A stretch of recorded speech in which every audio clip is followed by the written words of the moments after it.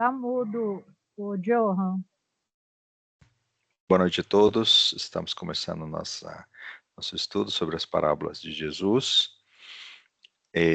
Hoje nós veremos a parábola sobre o vinho novo em odres velhos ou um tecido novo para ser costurado num tecido que faça sentido, como Jesus mesmo vai explicar na parábola hoje.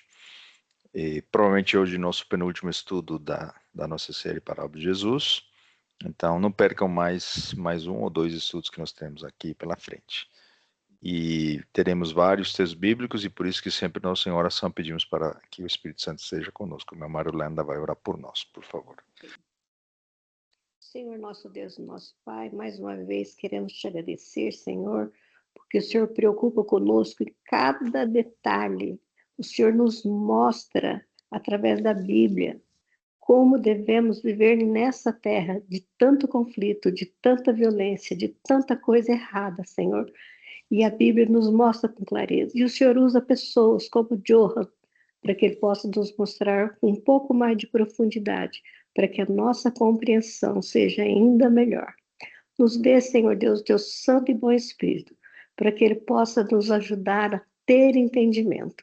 E também, Senhor Deus, que a gente possa viver esses princípios tão importantes, para que todos nós sejamos preparadas para a tua volta. Todas nós, Senhor Deus, queremos estar contigo no céu por toda a eternidade, ó Deus. Nós queremos conhecer Jesus, nosso único Salvador. Queremos ter a vida eterna.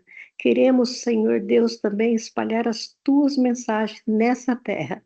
Muitas pessoas te ignoram, muitas pessoas não querem, e muitas pessoas têm sede, Senhor. Nos mostra, nos encaminha até essas pessoas, para que a gente possa compartilhar essas bênçãos tão maravilhosas que faz tanta diferença na nossa vida. Nos dê um estudo tranquilo e feliz, abençoa o Johan mais uma vez. Te pedimos que o Senhor abençoe a todos que vão assistir agora e aqueles que vão assistir depois.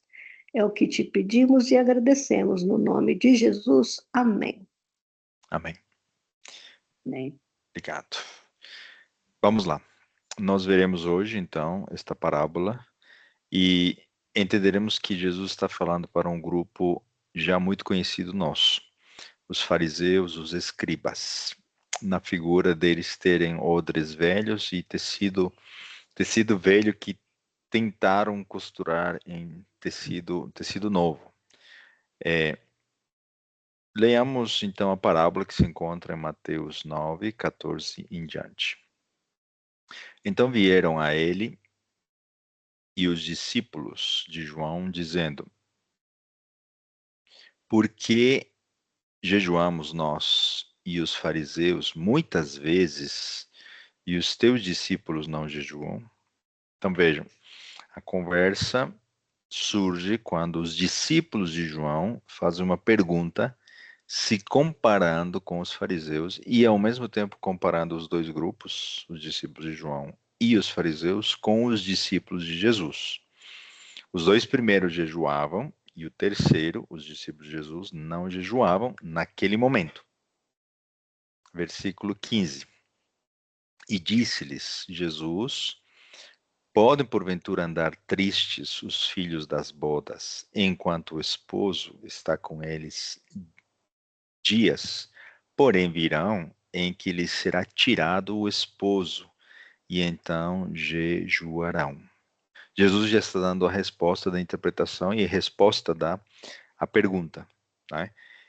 Eles estavam felizes porque Jesus estava ao lado deles. Ele ainda não tinha sido tirado. E nós já temos familiaridade com a simbologia, porque já estudamos a parábola das 10 virgens. Ele é o noivo, ele é o esposo, ele está formando o seu corpo através desses 12 homens que formariam a igreja apostólica. Então nós já podemos entender claramente o que Jesus está dizendo para os discípulos de João. O versículo continua, 16. Ninguém deita remendo de pano novo em roupa velha, porque semelhante remendo rompe a roupa e faz-se maior a rotura. Então aqui nós vimos uma comparação com convidados a uma boda, Agora vemos uma comparação do cotidiano com roupa, um remendo velho costurado numa roupa nova. Versículo 17. Nem se deita vinho novo em odres velhos. Aliás, rompem-se os odres e entorna-se o vinho, e os odres estragam-se, mas deita-se vinho novo em odres novos, e assim ambos se conservam.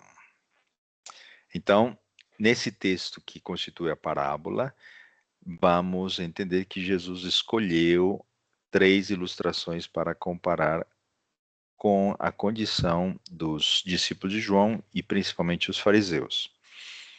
Por que os discípulos de Jesus não estavam jejuando? Porque eles ainda estavam com Cristo, com o Mestre, não estavam de luto, não estavam entristecidos. Então, muitas das vezes, e aqui antes de a gente se adentrar nas ilustrações, será que os discípulos de João estavam fazendo o correto ao se compararem aos discípulos de Jesus? Vejam, eles estavam se colocando no mesmo patamar dos fariseus, considerando os fariseus como referência espiritual. Porque naquela época jejuar fazia parte de uma condição espiritual mais elevada daqueles que não jejuavam, ou muito maior comparada com os que pecavam. Então, uma primeira lição para nós, né? Nós não devemos comparar nossa vida espiritual com a de outros por questões externas. E questões externas, no geral, são jejum, a oração em pé, de joelhos, se as pessoas cantam mais do que nós, se elas pregam mais, se dão mais estudos bíblicos do que os outros. Eles, ao se compararem, julgaram errado os discípulos de Jesus, e Jesus vai corrigi-los. Então, é o primeiro momento que nós precisamos entender essa lição. Então, Jesus, nessa parábola, vai usar o casamento de um noivo e os seus convidados, os tecidos e os remendos, e a ilustração dos odres de vinho, sejam eles novos ou velhos. Essas 3 perspectivas vão ilustrar a uma mesma lição espiritual. Jesus não está apenas dando uma resposta, ele está usando 3 metáforas para mostrar, através de 3 ângulos diferentes, a mesma experiência espiritual que ele queria que os discípulos de João e os fariseus tivessem. Assim, vamos para um próximo texto, que está em Marcos, para que Jesus comente um pouco a respeito desses elementos e dando mais detalhes com o texto correlato de Marcos 2, 18 em diante. Ora, os discípulos de João e os fariseus jejuavam, e foram e disseram-lhe: por que jejuam os discípulos de João e os fariseus, e não jejuam os teus discípulos? Versículo 19. E Jesus lhes disse: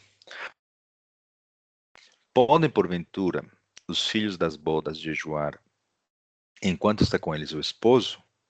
Enquanto tem consigo o esposo, não podem jejuar, não precisam, não há uma necessidade emocional, espiritual para que eles peçam algo com muita ênfase e intensidade a Deus.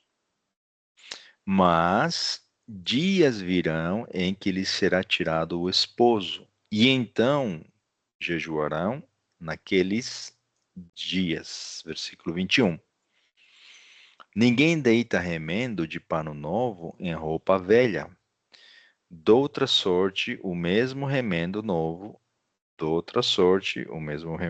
rompe o velho, e a rotura fica maior. Essa ilustração do dia a dia, ninguém faria isso, né, na prática. Então, ele já vai atingir o coração dos ouvintes, fariseus e discípulos de João, para que eles pensem que havia uma necessidade de transformação, enxergando Jesus como o agente divino, salvador, e como o Messias. Versículo 22.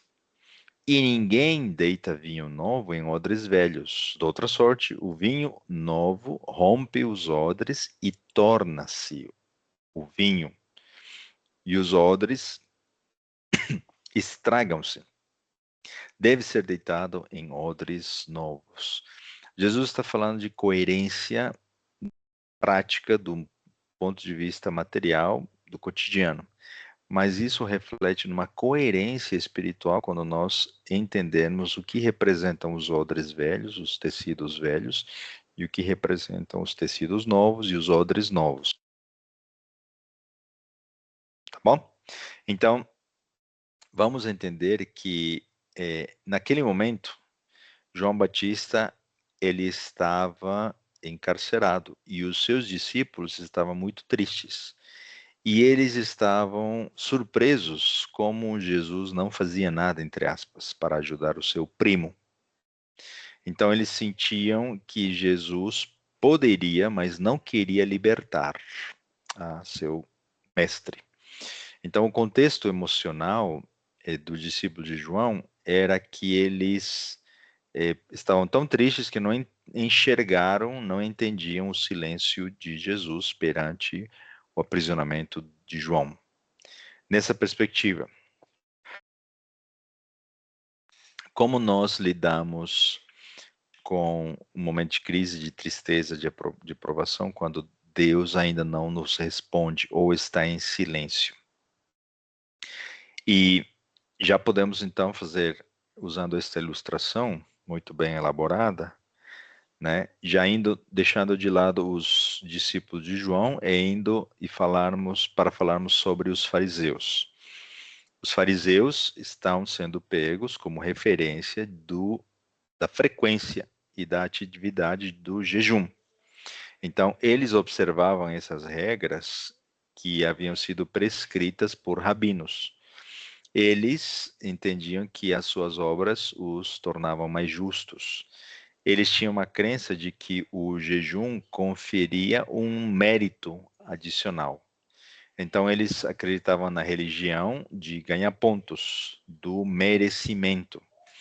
A religião era um troféu, era um prêmio. Eles faziam algo bom, então mereciam receber algo bom.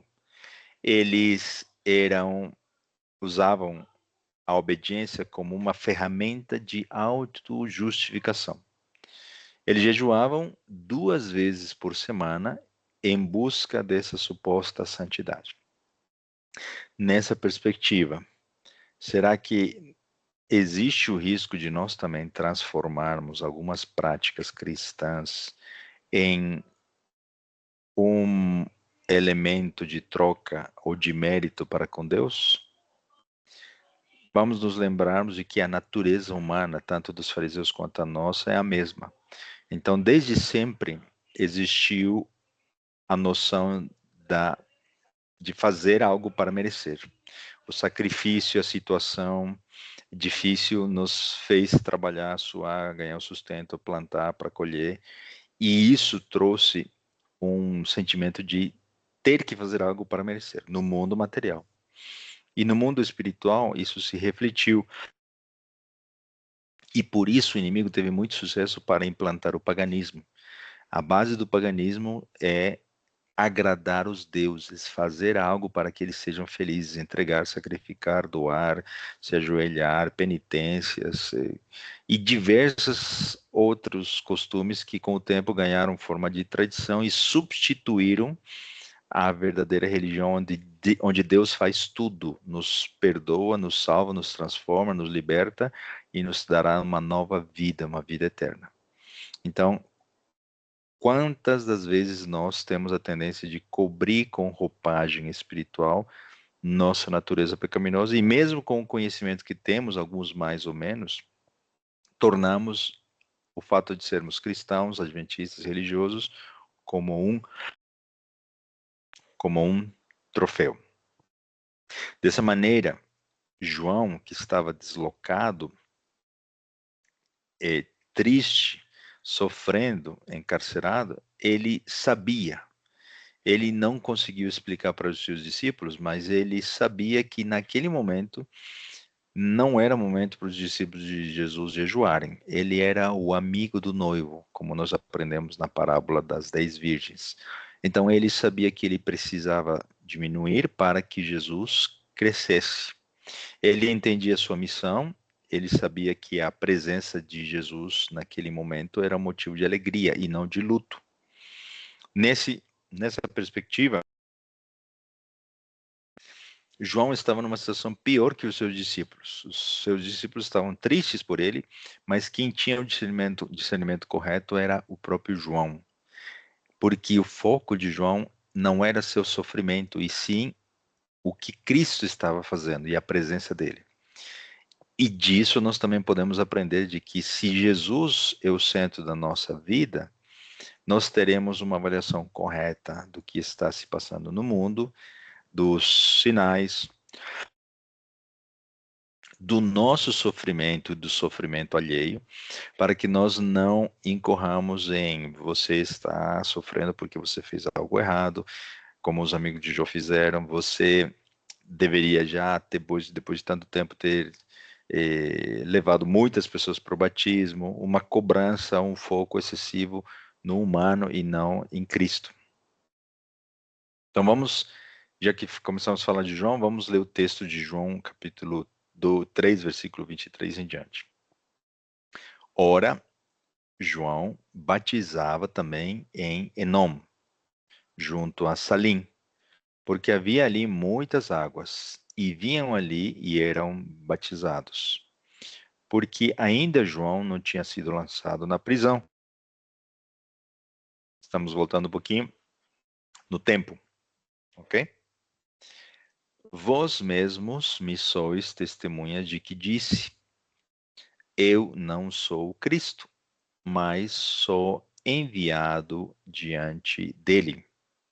Então, João, estamos voltando à linha do tempo, João está tentando preparar os seus discípulos para que eles saibam que ele é o precursor, ele é aquele que prepara o caminho da vinda do Messias. Então, os discípulos de João não poderiam se equiparar aos discípulos de Jesus, não havia essa necessidade. Versículo 29, aquele que tem a esposa é o esposo, mas o amigo do esposo que lhe assiste, está falando dele mesmo, João, lhe assiste e ouve, alegra-se muito com a voz do esposo. Assim, pois, já este meu gozo está cumprido. Versículo 30. É necessário que ele cresça e que eu diminua. João tinha muito clara a missão dele. Ele sabia que não era momento de jejuar para os discípulos de Jesus. Haveria um momento oportuno, o luto chegaria e a necessidade de jejum seria muito mais intensa. O momento da traição, via cruzes, a crucificação, toda essa tristeza seria um momento de oração, jejum e dedicação. E o triste é saber de que quando essa hora chegou, os seus discípulos, os de Jesus, não estiveram prontos e dispostos a fazer isso. Porém, nós já sabemos, conhecendo a história depois que ela aconteceu, que essa tristeza se transformaria em alegria. O jejum bíblico, então, nesta perspectiva que nós estamos construindo, ela está conectada com o estado emocional da mente e do coração. Os discípulos, eles de João, estavam corretos no objetivo de interceder pelo seu mestre. Estavam corretos na perspectiva de clamar, pedir, inclusive ajuda a Jesus e a Deus. Porém, estavam equivocados apenas na comparação. Então, se lermos agora João 16:16, Jesus falando de si, né? Um pouco e não me vereis, e outra vez um pouco e ver-me-eis, porquanto vou para o Pai. Então alguns de seus discípulos disseram uns aos outros, que é isto que nos diz? um pouco e não me vereis, e outra vez um pouco e ver-me-eis, e porquanto vou para o Pai, eles mais imaturos, inclusive dos que os discípulos de João, eles não estavam entendendo que Jesus já estava indiretamente falando da sua morte.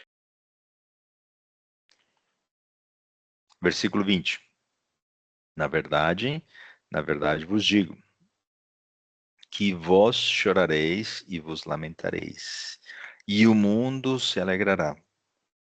E vós estareis tristes, mas a vossa tristeza se converterá em alegria.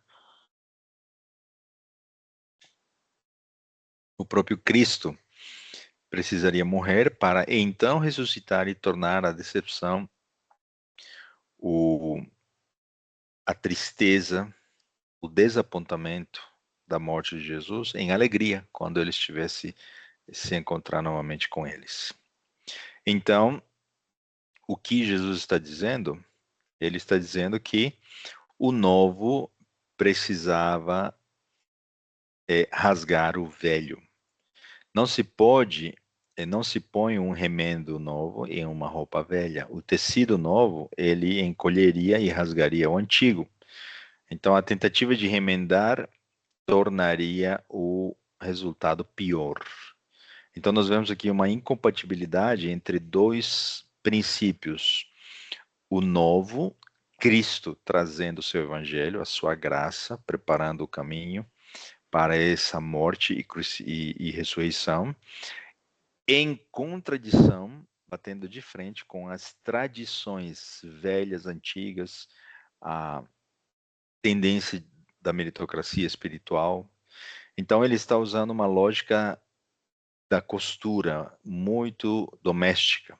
O novo e o velho não podem ser costurados juntos, não podem conviver. É necessário que o velho seja renovado, exista e seja transformado em algo novo.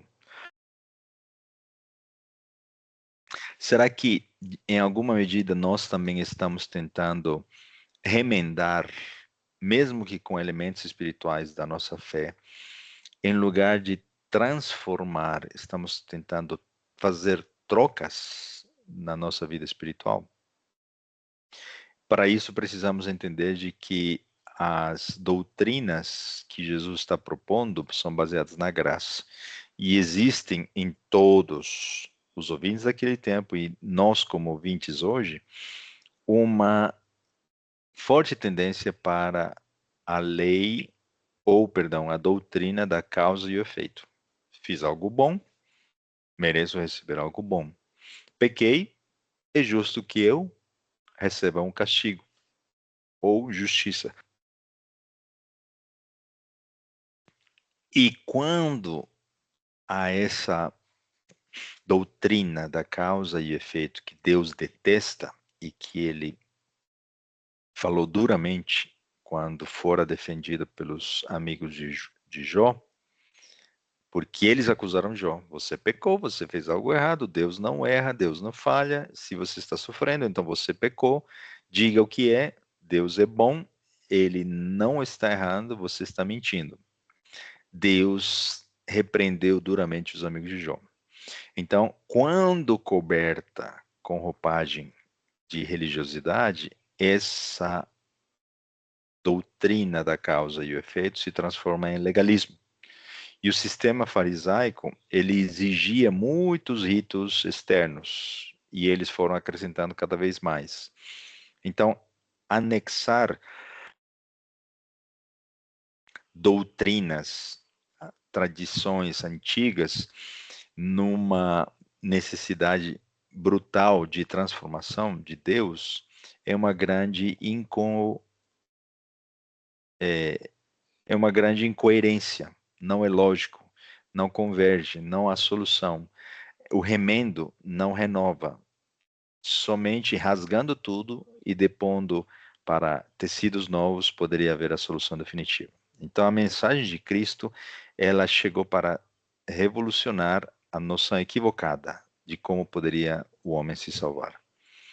E Jesus não estava estendendo as tradições humanas carregadas de superstições. Nessa linha de raciocínio, será que nós estamos tentando abandonar velhas tradições nossas e conhecemos por que elas são tradições baseadas no conhecimento que nós temos da Bíblia? Ou estamos apenas esticando essas tradições, esses tecidos, para tentar renovar com o que nós sabemos que é bom e que vem do conhecimento da palavra de Deus?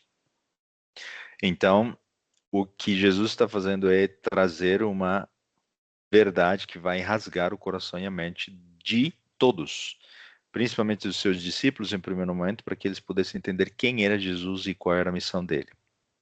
Então, João estava preparando o caminho para que a mensagem de Jesus entrasse no coração dos judeus com muito mais facilidade, por isso ele pregou: arrependam-se, arrependam-se dos seus pecados.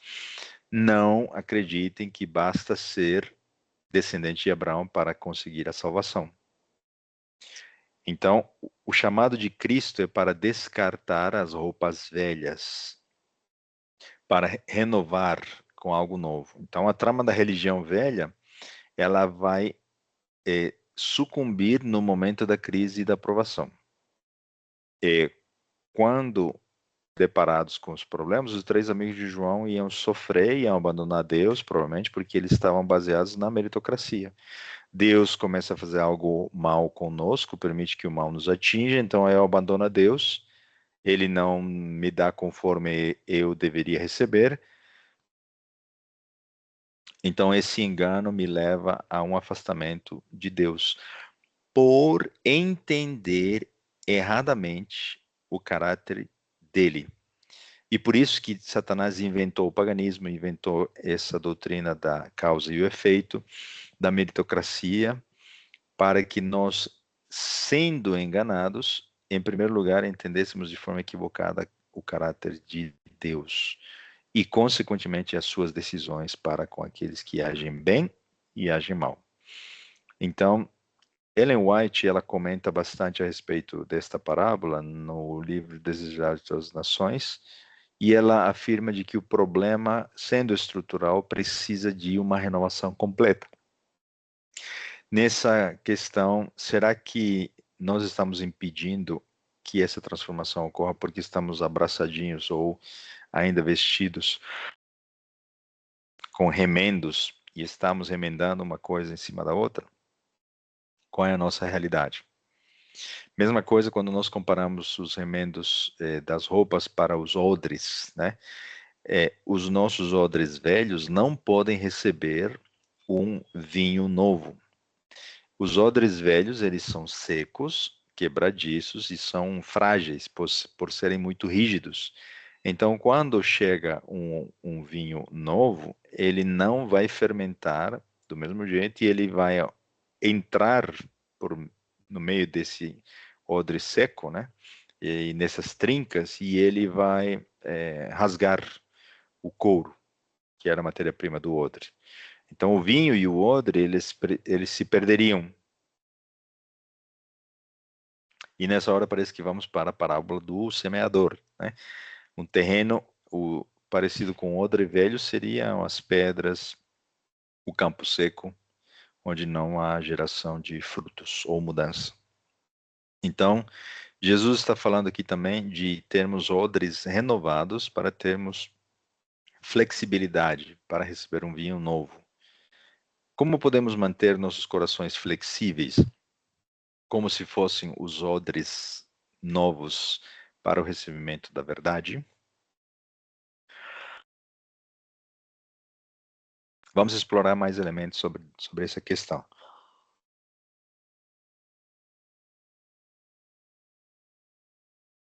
O significado do vinho. Vocês já viram, né, quando estudamos Apocalipse, o vinho pode ser impureza, o vinho de Babilônia representa mentira e engano, mas neste caso o vinho representa a renovação, o conteúdo que vem da graça de Cristo para encher nosso odre.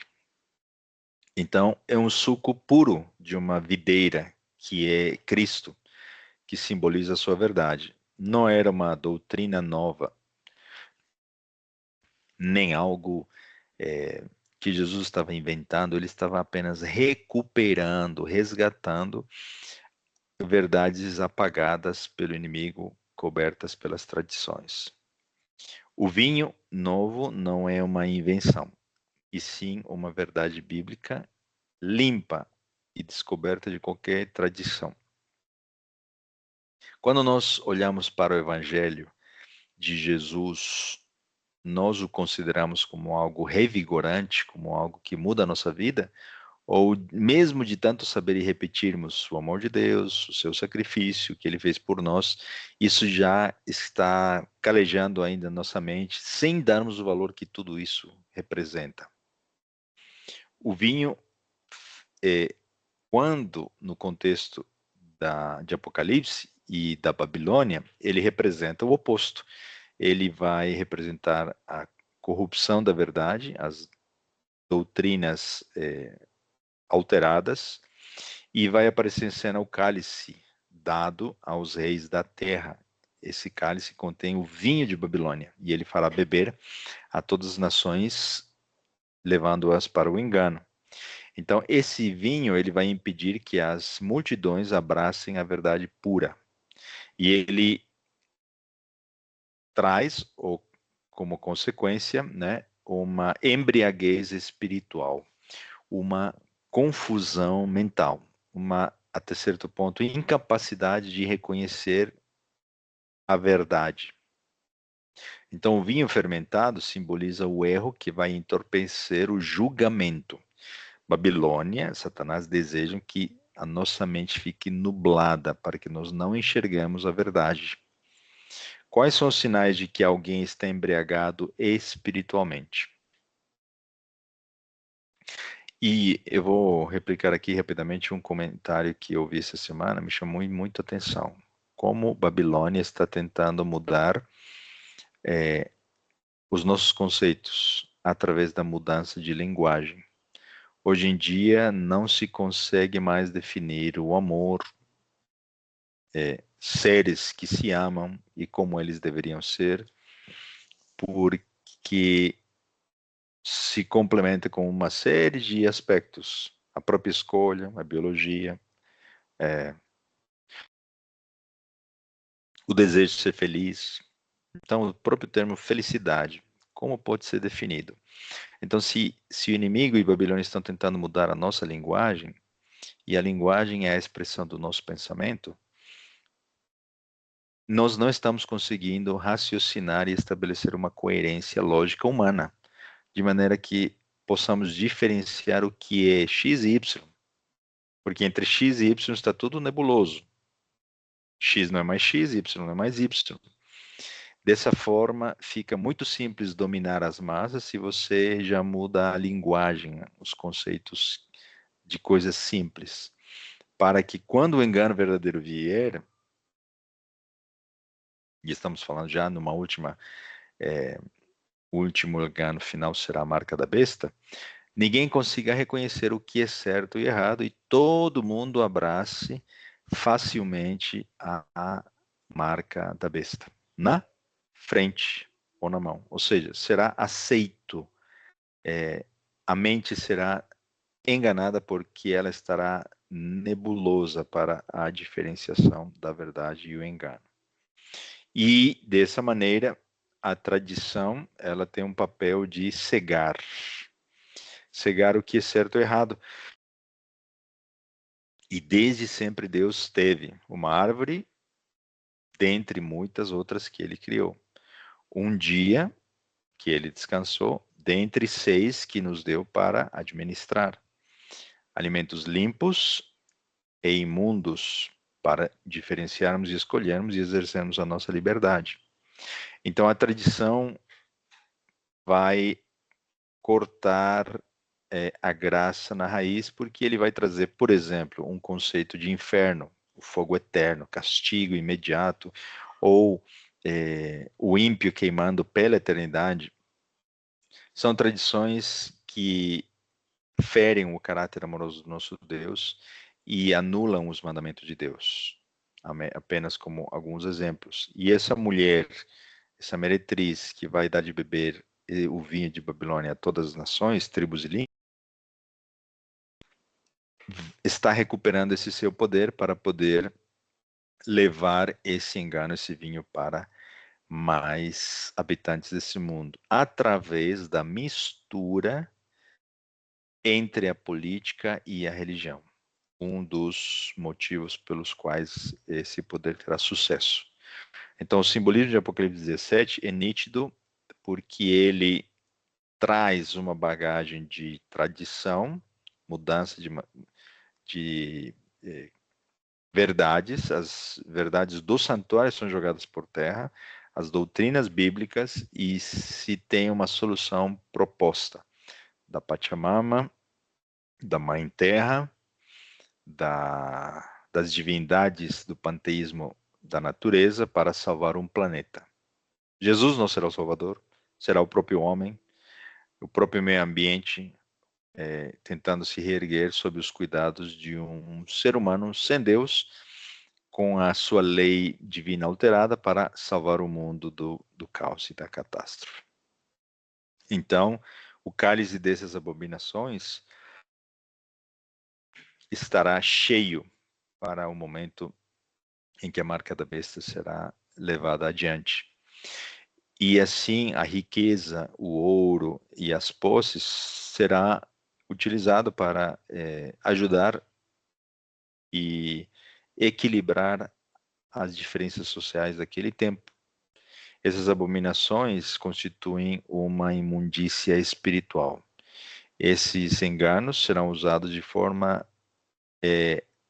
muito clara, da maneira como nós estamos falando, com a união da igreja e o Estado. Então, a aparência será de bondade, de valores, de família, de cuidado e preservação da natureza, do meio ambiente, e de uma busca e um retorno para Deus. Tudo será bom, tudo terá boas intenções, mas aos olhos de Deus, mudando a sua lei, mudando o quarto mandamento, será uma abominação, porque será adorado um ser que promoveu essa mudança toda e não o Deus verdadeiro. Nessa perspectiva, parece que ter bens materiais, né, como igreja, é algo ruim, mas nós não estamos falando disso. Não estamos falando que a riqueza de uma igreja é necessariamente o seu fim, o problema, não. É o que está por trás dessa ganância, dessa riqueza, tá bom? Quais são os odres velhos, então? Os odres velhos são, em primeiro momento naquela parábola, os judeus que estavam com aquele coração legalista, os sacerdotes, escribas e os governantes daquele tempo.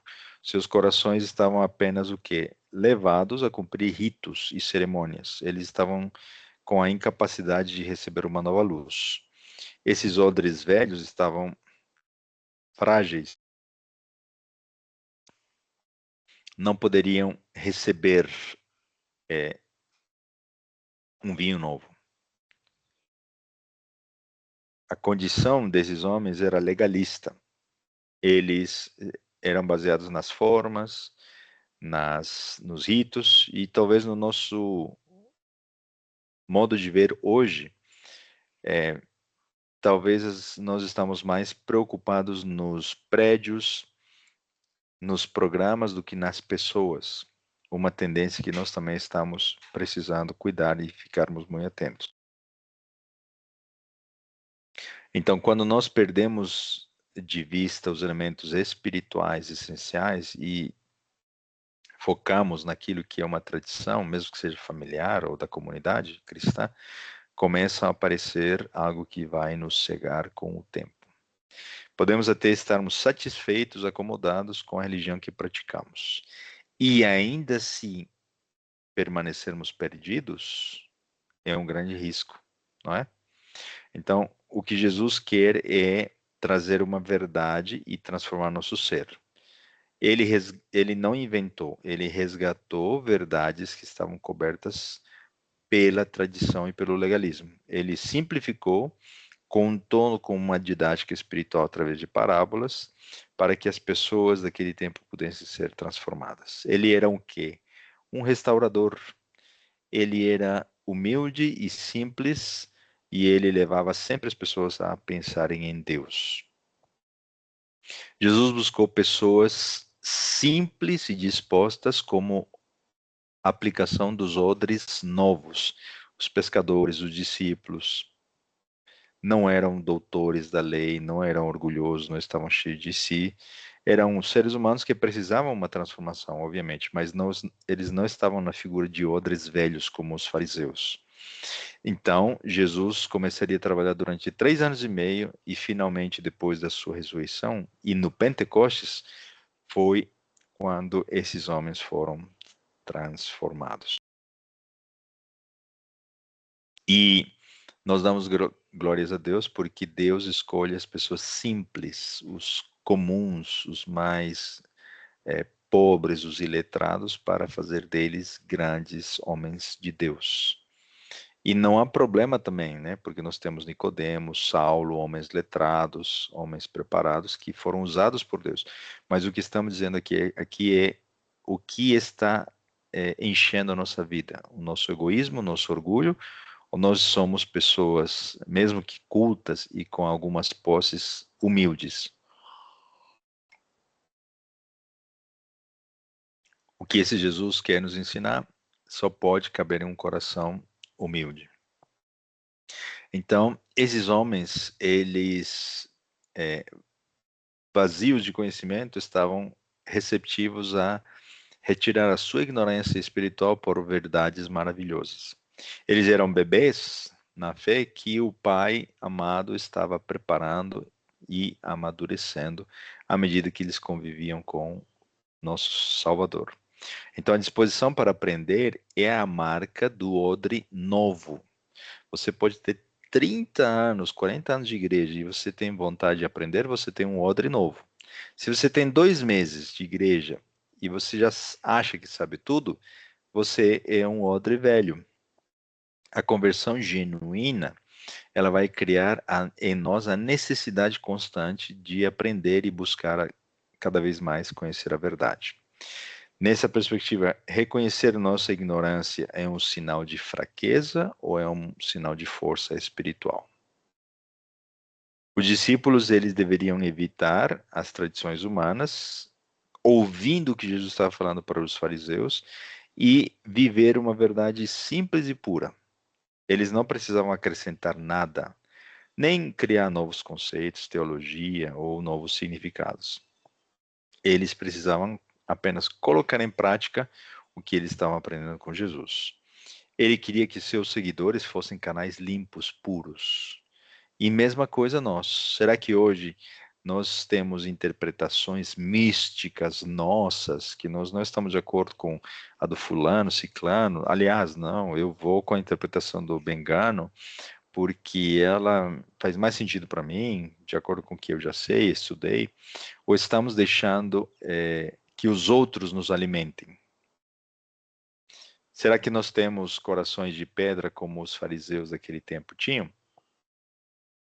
O odre velho é caracterizado pela sua rigidez. Será que é melhor o falso ensino em lugar da transformação incômoda da prática da verdade? Estamos acostumados com o que é mais simples para nós, com o conforto de seguir uma tradição. Por isso, nos acomodamos e preferimos manter o nosso coração de pedra, às vezes, do jeito que ele é. Quando uma pessoa conhece a verdade, entre o sábado e o domingo, ele tem a opção de manter a sua tradição ou se abrir para a prática da verdade. Então vejam que o coração de pedra não é algo genético. Nasci assim, vou morrer assim. Não. É uma decisão. O que nós fazemos com o conhecimento que nós já recebemos? Ignoro, tenho ele como conhecimento frio, ou peço e agradeço a Deus por esse conhecimento e peço que ele transforme esse conhecimento em prática. Por isso que para muitas pessoas não é tão simples decidir a favor da verdade, porque elas não estão talvez achando que não tem a capacidade, mas até a capacidade vem, tanto querer quanto efetuar de Deus. Então Deus, Jesus, deseja transformar nosso coração de pedra, orgulhoso, em um coração humilde, porque o reino de Deus pertence aos humildes, aos que têm odres novos. Então, há uma necessidade de descartar costumes, tradições, práticas mortas, para que nós sejamos renovados e transformados. O que é mais difícil? Aprender uma verdade nova ou desaprender um erro antigo? O que nos custa mais? Novamente, que o nosso foco não sejamos nós, mas é apenas uma reflexão para pensarmos onde está nosso foco. Nas verdades ou examinar o nosso passado de erros? Precisamos esvaziar o nosso eu. A renúncia do ego precede ao momento do surgimento de uma nova criatura. O caráter de Deus, de Cristo, ele só se manifesta num coração vazio. Novos odres para conter uma nova vida em Cristo Jesus. Nessa perspectiva, o cristianismo não vai adicionar, agregar. O cristianismo é uma substituição. Você troca de coração. Você troca um coração de pedra por um coração de carne. Você tira o eu e Cristo passa a reinar. Assim, quando nós não reconhecemos as nossas tradições, como havíamos já falado do legalismo, né? Essa questão da doutrina da causa e efeito, aquilo que parece bom, nossa busca pela obediência sem a graça, nossa tendência de querer parecer que somos bons diante dos outros, por causa do que eles vão pensar, nossa tendência para a meritocracia espiritual, tudo isso se constitui em um veneno disfarçado de pureza, de bons costumes, de valores. Então, a ideia de ganhar pontos com Deus é a base do legalismo, que você precisa obter algo dele porque você foi bom, que você pode barganhar ou negociar com ele. Um cristianismo sem amor, ele vai sendo corroído por esse veneno. As obras sem Jesus no coração são insuficientes. E quando nós nos auto-justificamos diante de Deus, estamos fazendo o que é, na verdade, nós estamos condenando. Então precisamos deixar de lado a forma, o formalismo, até mesmo as programações e focarmos mais nas pessoas, na adoração verdadeira. Nós não estamos dizendo que nós não devemos obedecer. O problema do legalismo não é obedecer a Deus e fazer tudo correto. Jesus foi o maior legalista nessa perspectiva. Mas o conceito correto é fazer com alegria, obedecer porque ele nos ama e ele nos pediu, e não fazendo esforço. Dessa maneira, nós precisamos encher nossa mente, nossa vida, nosso coração com o amor de Cristo, para que nós sejamos, para que esse amor ele vá transbordando e vá retirando do nosso coração, da nossa mente, tudo que corrompe o nosso ser, para que comecemos a aparecer, para que essa transformação apareça e para que os frutos substituam tudo que hoje nós temos como frutos do pecado. Vamos para o fim do nosso estudo, estamos terminando, e vamos fazer uma aplicação final para os nossos dias. Qual é o grupo de pessoas que hoje tem a tendência para seguir os erros e repetir os erros dos fariseus? Você conhece a igreja chamada Laodiceia? Apocalipse 20, 15 em diante, Jesus tem um chamado ao arrependimento para que nós possamos substituir nossos odres velhos por odres novos. Jesus dizendo para cada um de nós: conheço as tuas obras, que nem és frio nem quente. Quem dera foras frio ou quente. Assim, porque és morno, e não és frio nem quente, vomitar-te-ei da minha boca. Como dizes, rico sou e estou enriquecido, e de nada tenho falta, e não sabes que és um desgraçado e miserável, e pobre, cego e nu. Triste a condição da igreja pouco antes do derramamento do Espírito Santo. Essa ilustração se aplica à igreja de Laodiceia, a última antes da segunda vinda de Jesus. Porém, não será essa igreja do jeito que está sendo descrita que vai vencer. Ela será transformada. A mensagem aos laodicenses em Apocalipse é um espelho moderno da parábola do tecido velho, tecido novo, odre velho e odre novo.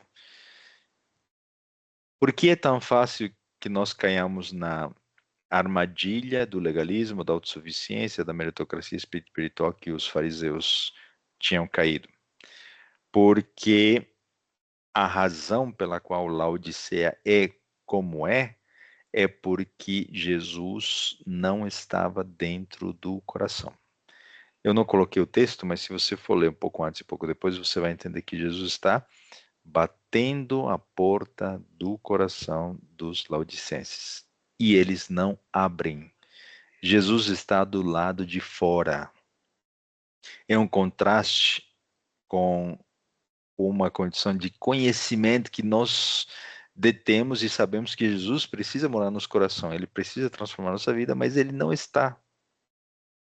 Jesus, ele não quer apenas estar no nome da nossa igreja, das nossas doutrinas, das nossas instituições, ele quer estar no nosso coração, no nosso interior.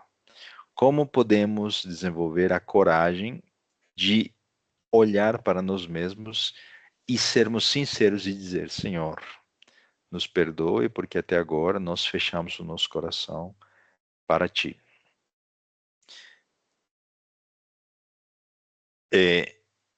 O texto diz, então, qual é a maneira que Jesus, vê a nossa solução?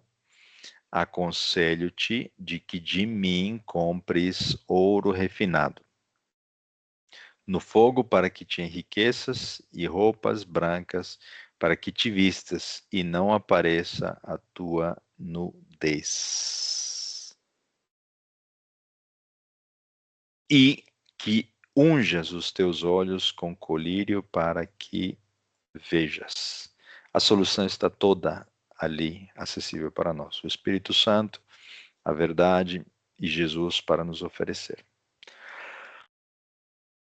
Não tem como dois corpos ocuparem o mesmo espaço no mundo físico.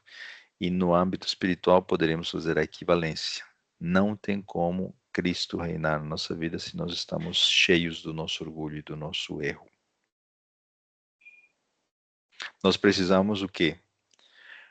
Terrivelmente do perdão do nosso querido Jesus para a nossa negligência, nossa cegueira espiritual, nosso orgulho santo que nos resguarda e nos diz que somos a igreja remanescente dos últimos dias, porque detemos o dom profético e guardamos os mandamentos de Deus. Esse chamado é para nós, adventistas, que temos e detemos grande luz, o espírito de profecia, os conselhos de Ellen White, literatura linda, riquíssima. Então precisamos um grande arrependimento, porque nós possuímos muita luz.